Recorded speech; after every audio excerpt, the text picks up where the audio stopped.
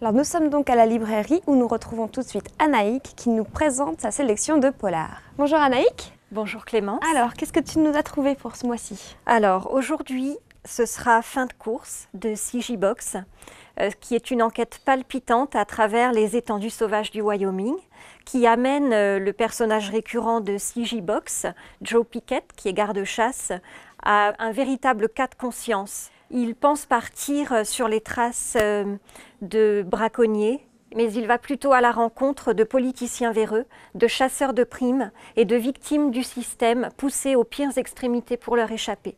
Alors quel est ensuite le deuxième livre que tu as sélectionné? Ce sera Après la guerre d'Hervé Lecor. Il vient d'avoir le Grand Prix de littérature policière pour ce roman. Après la guerre se passe à Bordeaux, sa ville, à l'époque de la guerre d'Algérie.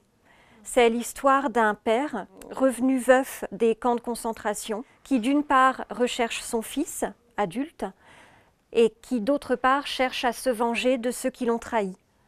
C'est un roman poignant, d'une écriture ciselée, parfois violente, mais c'est un roman magnifique. Donc un roman poignant, dur.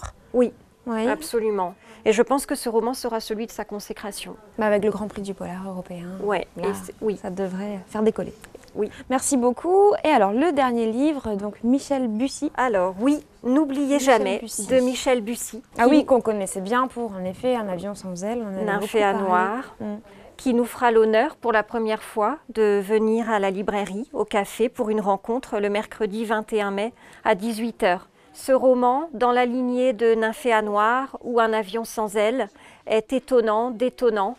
Lorsqu'un jeune homme essaie d'empêcher une jeune fille de se jeter dans le vide, il va passer de premier témoin à principal suspect. Alors encore des rebondissements, des faux semblants auxquels Michel Bussy nous a habitués.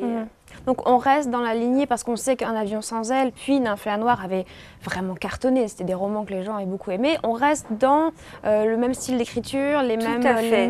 C'est sa signature, c'est sa griffe. Il aime surprendre le lecteur. Michel Bussy arrive chaque fois à se renouveler et il le fait bien.